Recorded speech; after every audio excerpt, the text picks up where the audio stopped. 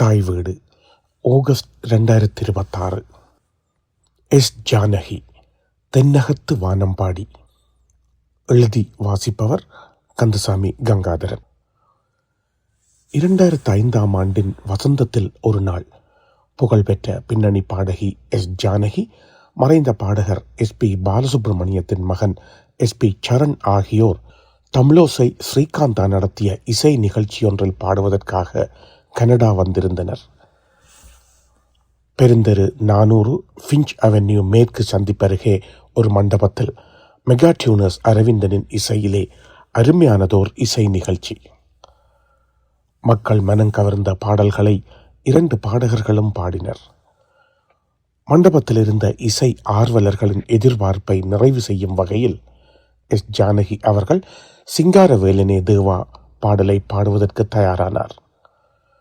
அந்த பாடலுக்கு தேவையான 3 வாத்தியங்கள் நாதஸ்வரம், தவில், தபேலா. அப்போது ஈழத்திலிருந்து கனடாவுக்கு வருகை தந்திருந்த, தந்தையின் பெயரை உலகெல்லாம் பரவும் வகை செய்யும் புகழ்பெற்ற கலைஞர் சுதாகரன் சின்னராசா அவர்களது தவில் முழக்கம், நாதஸ்வர மேதை அளவட்டி SS சிதம்பரநாதன் அவர்களின் நாதஸ்வர ஓசை, கனடாவில் வாழும் திறமை மிக கலைஞர் நாவலன் இளைய தம்பியின் தபேலா, ஜானகி அவர்களின் கணீர் என்ற குரல் ஆகிய சங்கீத அருவிகள் அந்த மண்டபத்திலே ஒன்று கலக்க ரசிகர்களுக்கு இசை விருந்து பரிமாறப்பட்டது. இசை மழையில் தமை மறந்த ரசிகர்கள் பாடல் நிறைவுறும் போதுதான் சுய நினைவுக்கு வந்தனர். பாடல் நிறைவு பெற்றதும் கையொலி அடங்க நெடுநேரமானது. சிங்காரவேலனே தேவா பாடலுக்கு நாதஸ்வரம் வாசித்த அளவட்டி SS சிதம்பரநாதன் அவர்களையும், தவில் வாசித்த இணுவில் சுதாகரன் சின்னராசா அவர்களையும், தபேலா வாசித்த நாவலன் இளைய தம்பியையும், முழு நிகழ்ச்சிக்கும் இசை வழங்கிய மெகா டியூனர்ஸ் குழுவினரையும் மனதார வாயார பாராட்டினார் ஜானகி அவர்கள். இசை கலைஞர்களை மட்டுமல்லாது SP சரணையும் அவர் பாராட்டு மழையில் நனைய வைத்தார். தந்தை பாடிய சங்கீத ஜாதி முல்லை பாடலை தன் இசை வாழ்வில் முதற்தடவையாக மேடையிலே பாடிய சரணை ஜானகி அவர்கள் வாழ்த்திய போது சரணின் கண்களில் ஆனந்த கண்ணீர். 20 ஆண்டுகள் கடந்தாலும் நேற்று போல நினைவில் நிற்கிறது திறமைகளை ஊக்குவிக்கும் ஜானகி அவர்களின் பண்பு. 88 ஆண்டுகள் வாழ்ந்து ஜூலை 11ஆம் நாள் அவர் மறைந்த செய்தி கேட்டு ரசிகர்களும் திரைக்கலைஞர்களும் அவர் பற்றிய, அவர் பாடிய பாடல்களை பற்றிய பதிவுகளை ஊடக பரப்பெங்கும் பகிர்ந்த நிலையில், தமிழ் திரையுலகில் 60 ஆண்டுகள் வரையில் இயங்கிய தென்னகத்தின் இசை அரசி எஸ். ஜானகி அவர்களுக்கு வணக்கம் செலுத்தும் பதிவு இது. ஆந்திர மாவட்டம் குண்டூர் மாவட்டம் பல்லல் படலா எனும் ஊரிலே 1938 ஏப்ரல் 23ஆம் நாள் பிறந்தவர் சிஷ்டலா ஸ்ரீராமமூர்த்தி ஜானகி. குழந்தை பருவத்திலேயே அவரிடமிருந்த இசை ஆர்வத்தினை கவனித்த பெற்றோர் நாதஸ்வர வித்வான் பைடி சுவாமி என்பவரிடம் முறையாக இசை பயில அனுப்பினர்.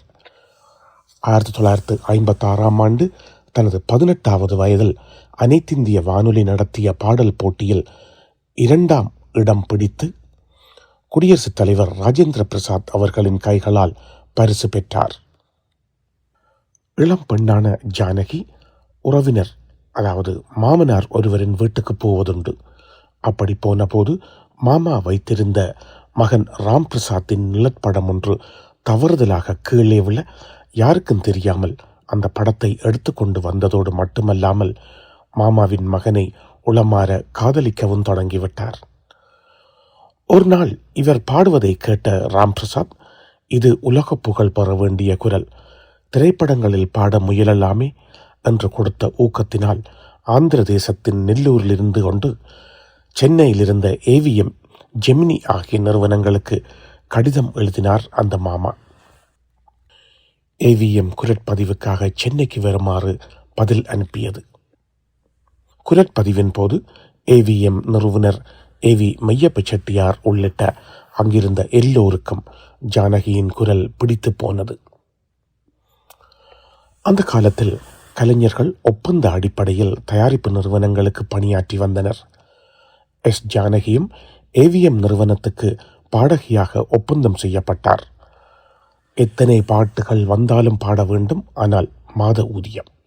பொதுவாக இத்தகைய தயாரிப்பு நிறுவனங்கள் கலைஞர்களை ஒப்பந்தம் செய்தால் வேறு நிறுவனங்களுக்கு பணியாற்றுவதற்கு அனுமதிக்க மாட்டார்கள். ஆனால் ஏவிஎம் நிறுவனம் ஜானகியை வேறு நிறுவனங்களுக்காக பாடுவதற்கு அனுமதி வழங்கியிருந்தது. ஏவிஎம் நிறுவனத்துக்காக பாடுவதற்கு முன்பே ஜானகி 20 பாடல்களை பாடிவிட்டார். அப்படி பாடிய பாடலொன்றுதான் ஜானகியின் முதல் பாடலானது.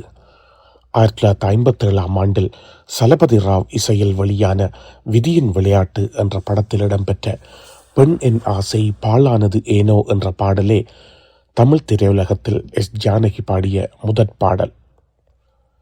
அடுத்த நாளே அவருக்கு தெலுங்கு படத்தில் பாடும் வாய்ப்பு கிடைத்தது. எம்எல்ஏ என்ற படத்தில் அப்போதே பெரும் புகழ் பெற்றிருந்த இசையமைப்பாளரும் பாடகருமான கண்டசாலாவோடு இணைந்து பாடினார். ஆனால் முதல் பாடலிடம் பெற்ற படம் வெளிவரவில்லை. பாடலும் வெளிவரவில்லை. விதியின் விளையாட்டு.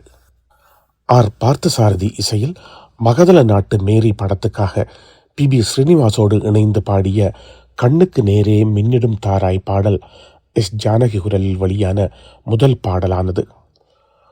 அறிமுகமான ஆண்டிலேயே 6 மொழிகளில் பாடும் அளவுக்கு அவருடைய திறமை இசையமைப்பாளர்களால் உணரப்பட்டது. தொடர்ந்து வாய்ப்புகள் வந்தன. தெலுங்கிலே பாடல்கள் கிடைத்தாலும் தமிழிலே பெரிதாக ஒன்றும் வரவில்லை.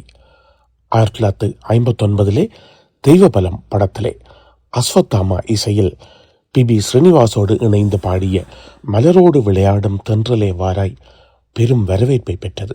ஆனாலும் சொல்லிக்கொள்ளும் வகையில் வாய்ப்புகள் வரவில்லை. இந்த ஆண்டிலேயே மனதில் இருந்த ராம் பிரசாத் ஜானகி மணாளன் ஆனார். 60களின் தொடக்கத்திலே A.M. ராஜா தான் இசையமைத்த படங்களிலே சில பாடல்களை பாட வாய்ப்பு கொடுத்தார். எடுத்துக்காட்டாக காலையும் நீயே மாலையும் நீயே, ஓஹோ எந்தன் பேபி ஆகிய தேன் நிலவு திரைப்பட பாடல்கள். இந்த காலகட்டத்திலே ஜானகிக்கு மிக பெரும் புகழை பெற்றுக் கொடுத்த ஒரு பாடல் வெளியானது.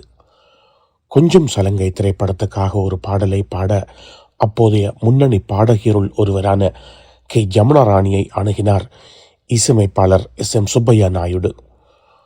நாதஸ்வரத்தின் நாதத்துக்கு இணையாக பாடகியின் குரலும் இருக்க வேண்டும், நாதஸ்வரத்தோடு சேர்ந்து பாட வேண்டும் என்பதுதான் பாடலின் சூழ்நிலை. பாடலின் சூழ்நிலையை கேட்ட ஜமுனா ராணி மறுத்துவிட்டார். இல்லை, நாதஸ்வரத்துக்கு இணையாக பாடுவதற்கு என் குரல் பொருத்தமானதல்ல.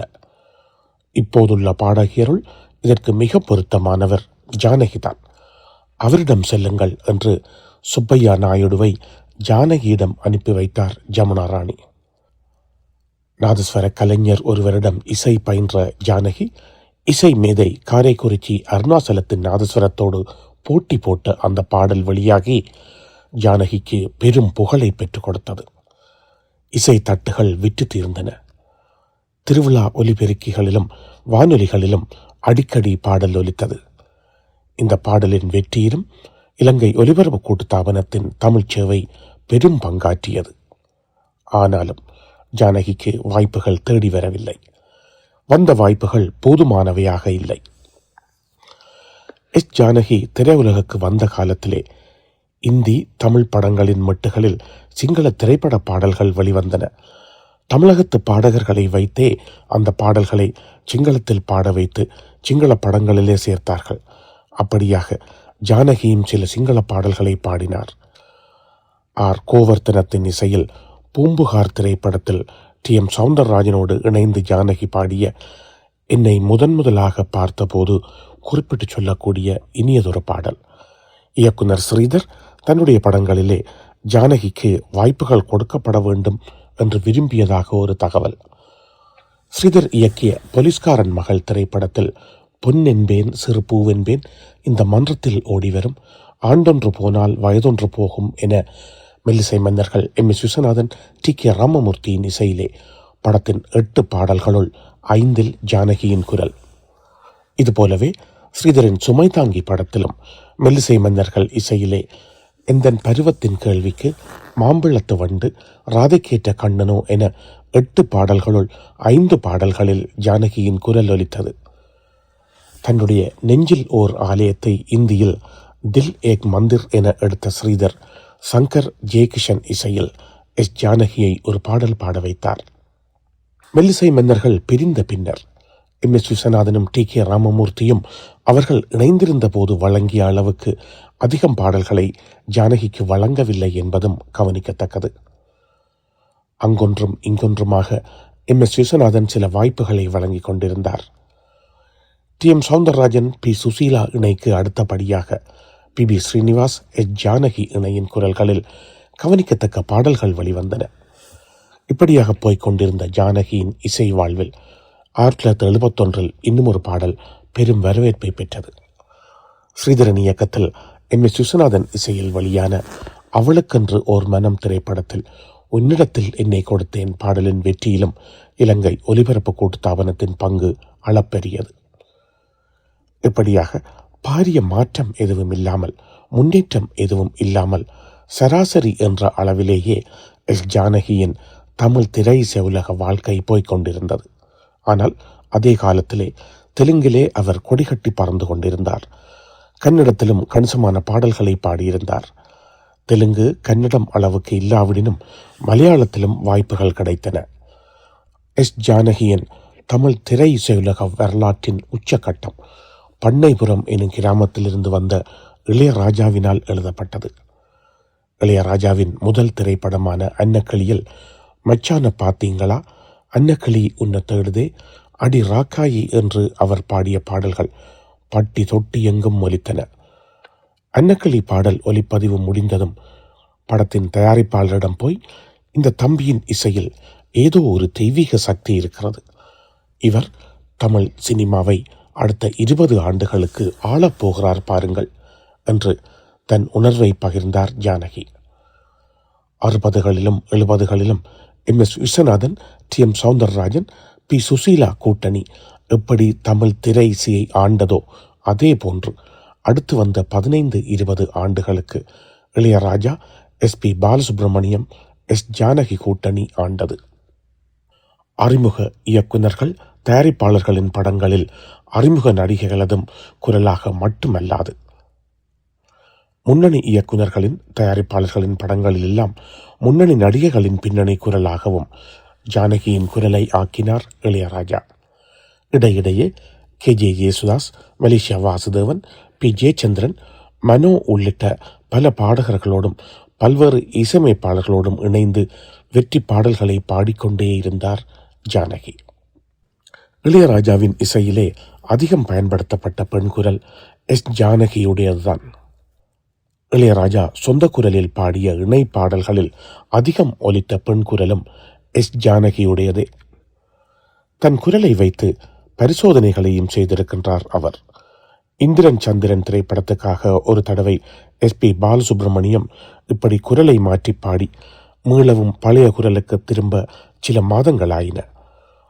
ரங்கா படத்தில் டூத் பேஸ்ட் இருக்கு, பிரஷ் இருக்கு, எழுந்திருமாமா பாடலில் சின்னஞ்சிறுவன் குரல், மௌனகீதங்கள் படத்தில் டேடி டேடி ஓமை டாடி பாடலில் சிறுவன் குரல், நெஞ்சத்தை கில்லாதே திரைப்படத்தில் மம்மி பேரு மாறி பாடலில் விடலை பையன் குரல், 16 வயது நிலை படத்தில் ஆட்டுக்குட்டி முட்டையிட்டு பாடலிடையேயும், உதிரிப்பூக்கள் படத்தில் போடா போடா பொக்கை பாடலிலும் மூதாட்டியின் குரல் என்று அவர் குரலை மாற்றி பாடிய பல பாடல்கள் வெளிவந்தன. ஒரு மேடை இசை நிகழ்ச்சியிலே அன்பே வா படத்து ராஜாவின் பார்வை ராணியின் பக்கம் பாடலை P சுசீலா பாட அவரோடு இணைந்து ஆண் குரலில் எஸ் ஜானகி பாடும்போது முன்வரிசையில் இருந்த பாடகர்கள் PB ஸ்ரீனிவாஸ், SP பாலசுப்ரமணியம் உள்ளிட்ட அனைவரது முகத்திலும் அப்படியொரு சிரிப்பு. 90களின் பிற்பகுதியில் புதிய பாடகர்கள் வந்து குவிய ஜானகி அவர்களுக்கான வாய்ப்புகள் குறைந்து போன கட்டத்தில் AR ரஹ்மான் இசையில் உயிரே திரைப்படத்தில் நெஞ்சினிலே நெஞ்சினிலே பாடல் அவரை மீண்டும் புகழின் உச்சிக்கு கொண்டு போனது. அதே AR ரஹ்மான் இசையில் சங்கமம் திரைப்படத்தில் இடம்பெற்ற மார்கழி திங்கள் அல்லவா ஜானகி அவர்களது இசை வாழ்வில் இன்னொரு முத்து. விரக தாபத்தை வெளிக்காட்டும் பாடல்களை பாடுவதிலும் தனி முத்திரை பதித்தவர் ஜானகி அவர்கள். ஆனால் அந்த விரகம் விரசம் ஆகாமல் பார்த்து கொள்ள வேண்டும். சகலகலா வல்லவன் படத்தில் மலேசியா வாசுதேவனோடு ஜானகி அவர்கள் பாடிய அந்த பாடல் பற்றிய கண்டனங்கள், விமர்சனங்கள் இன்றைக்கும் உண்டு. பாடல்கள் மட்டுமே ஒலிப்பதிவு செய்யப்பட்ட கே. பாக்கியராஜ் இசையமைத்த காவடி சிந்து திரைப்படத்தில் அந்த தனி பாடலை ஜானகி அவர்கள் பாடியே இருக்கக்கூடாது என்று கருதுவோர் உளர். அந்த பாடலில் குரலில் அல்ல விரசம், பாடலின் ஒட்டுமொத்த வரிகளுமே விரசம். இதுபோல இந்த திரைப்படத்தில் SP பாலசுப்ரமணியத்தோடு ஜானகி அவர்கள் இணைந்து பாடிய ஒரு பாடல் கடும் கண்டனத்தை எதிர்கொண்டது. அதன் பிறகு SP பாலசுப்ரமணியம், ஜானகி இருவருமே இனி அப்படியான பாடல்களை பாடுவதில்லை என்று முடிவெடுத்தது தனிக்கதை. பாடியது போதும் என்று ஓய்வை அறிவித்த பின்னரும் 2014 தவிர்க்க முடியாமல் வேலையில்லா பட்டதாரி படத்தில் அனிருத் இசையில் தனுஷோடு இணைந்து அம்மா அம்மா பாடலை பாடினார் ஜானகி. 10 கல்பனைகள் எனும் மலையாள திரைப்படத்துக்காக அவர் பாடிய அம்ம புவினு என்ற பாடல்தான் அவர் கடைசியாக பாடிய பாடல். ஜானகி அளவுக்கு பாடல் தாங்கியிருக்கும் உணர்வை வெளிப்படுத்த இந்தியாவிலேயே யாரும் இல்லை என்று SP பாலசுப்ரமணியம் சொன்னதும், பாடகி கே. சித்ரா அறிமுகமான போது ஜானகி அம்மாவின் பாட்டை கேள், அவர் ஒரு பாடலை எவ்வளவு தூரம் நியாயம் செய்து பாடியிருக்கின்றார் என்று இளையராஜா சொன்னதும் வெற்று வார்த்தைகளோ முகத்துக்காக சொல்லப்பட்டவையோ அல்ல. அவர்கள் இருவரும் ஜானகி அவர்களை எவ்வளவு தூரம் அவதானித்திருக்கிறார்கள், அவருடைய திறமை மீது எவ்வளவு மதிப்பும் நம்பிக்கையும் வைத்திருக்கிறார்கள் என்பதன் சான்றுகள் அந்த கூற்றுகள். திறமைகளை அடையாளம் காண்பதிலும் ஊக்குவிப்பதிலும் ஜானகி அவர்களுக்கு நிகரில்லை. இந்த கட்டுரையின் தொடக்கத்திலே சொன்ன சம்பவம் ஒரு பானை சோற்றுக்கு ஒரு சோறு. இளைஞனான SP பாலசுப்ரமணியம் அவர் பிறந்த நெல்லூர் அருகே நடந்த ஒரு போட்டியில் தொடர்ச்சியாக 2 ஆண்டுகள் முதலிடம் பெற்றார். 3வது ஆண்டு 2வது இடம் கிடைத்தது. முதல் 2 இடம் கிடைத்தவர்கள் மேடையிலே பாட வேண்டும். இருவரும் பாடினர். பரிசு வழங்குவதற்காக அழைக்கப்பட்டவர் ஜானகி அவர்கள். இருவரும் பாடி முடித்ததும் மேடை ஏறி, இந்த பையனுக்கு தானே முதலிடம் கொடுக்க வேண்டும், எப்படி 2ஆம் இடம் கொடுப்பீர்கள் என்று நேரடியாகவே சொல்லிவிட்டு, இவ்வளவு நன்றாக பாடுகிறாயே, நீ ஏன் திரைப்படங்களில் பாடக்கூடாது, முயற்சி செய் என்று இளைஞன் பாலசுப்ரமணிக்கு ஊக்கம் கொடுத்தார். 1992ஆம் ஆண்டு தேவர் மகன் படத்தில் இடம்பெற்ற இஞ்சி இடுப்பழகா பாடலுக்காக தேசிய விருது பெற டெல்லி சென்றிருந்த வேளை தன்னை நேர்காணல் செய்த செய்தியாளர்களிடம் இதே ஆண்டில் ரோஜா படத்தில் சின்ன சின்ன ஆசை பாடலை பாடகி மின்மினி மிக திறமையாக பாடியிருந்தார். எனக்கு கிடைத்த தேசிய விருது அவருக்கு கிடைத்திருந்தால் மிகவும் மகிழ்ந்திருப்பேன் என கூறி நெகிழ வைத்தார். இப்படி அவர் திறமையாளர்களுக்கு ஊக்கம் கொடுத்தமை பற்றியும் சொல்லிக்கொண்டே போகலாம். தெலுங்கு, கன்னடம், தமிழ், மலையாளம், கொங்கணி, துளு போன்ற தென்னிந்திய மொழிகளில் மட்டுமல்லாமல் சௌராட்டிரம், இந்தி, வங்காளம், ஒடியா, வடமொழி, சிங்களம், ஆங்கிலம் ஆகிய மொழிகளிலும் ஆயிரக்கணக்கான பாடல்களை பாடினார் ஜானகி அவர்கள். 16 வயதிலே திரைப்படத்தில் செந்தூர பூவே, தேவர் மகன் திரைப்படத்தில் இஞ்சி இடுப்பழகா ஆகிய பாடல்களுக்காக சிறந்த பின்னணி பாடகிக்கான தேசிய விருதுகள் உள்ளிட்ட 4 தேசிய விருதுகள், தமிழ்நாடு, கேரளம், ஆந்திரா, ஒடிசா, கர்நாடக மாநிலங்களில் சிறந்த பாடகிக்கான 30 வரையிலான விருதுகள், தமிழ்நாடு அரசின் கலைமாமணி விருது என்று பல விருதுகளை பெற்றவருக்கு 2013ஆம் ஆண்டு இந்திய அரசின் 3வது உயரிய குடிசார் விருதான பத்மபூஷன் அறிவிக்கப்பட்டது. இந்த விருது 20 அல்லது 30 ஆண்டுகளுக்கு முன்பே எனக்கு வழங்கப்பட்டிருக்க வேண்டும். இது காலம் கடந்து கொடுக்கப்பட்ட விருது. மேலும் என்னை விட சிறந்த தென்னிந்திய கலைஞர்களுக்கே இன்னும் கொடுக்கப்படவில்லை. இப்போதைய நிலையில் இந்தியாவின் அதி உயர் விருதான பாரத ரத்னா கொடுத்தால் வாங்கிக் கொள்வேன். தென்னிந்திய கலைஞர்களை மத்திய அரசு எப்போதும் தாமதமாகவே அங்கீகரிக்கின்றது. காலம் கடந்த இந்த விருது எனக்கு தேவையில்லை. என் ரசிகர்களின் அன்பும் கைதட்டலுமே எனக்கு போதுமானவை என்று அறச்சீற்றம் கொண்டு விருதை மறுதளித்து தனக்கு மட்டுமல்லாமல் அனைத்து கலைஞர்களுக்காகவும் குரல் கொடுத்தார். அப்போது தென்னகத்தின் குரலாகவே அந்த மறுப்பு பார்க்கப்பட்டது. இசையை அருந்தும் சாதக பறவை போல நானும் வாழ்கிறேன் என்று நாதம் என் ஜீவனே பாடலில் பாடியவர் பறந்து சென்று விட்டார். அவர் காற்றில் கலந்து விட்டாலும் அவருடைய குரலில் வெளிவந்த பாடல்கள் காற்றினிலே வரும் கீதங்களாக எங்கோ ஒலித்து கொண்டுதான் இருக்கப் போகின்றன. அப்படி பார்த்தால் அந்த பெரும் கலைஞருக்கு மறைவு என்பதே இல்லை. அவருக்கு எம் புகழ் வணக்கம். நன்றி.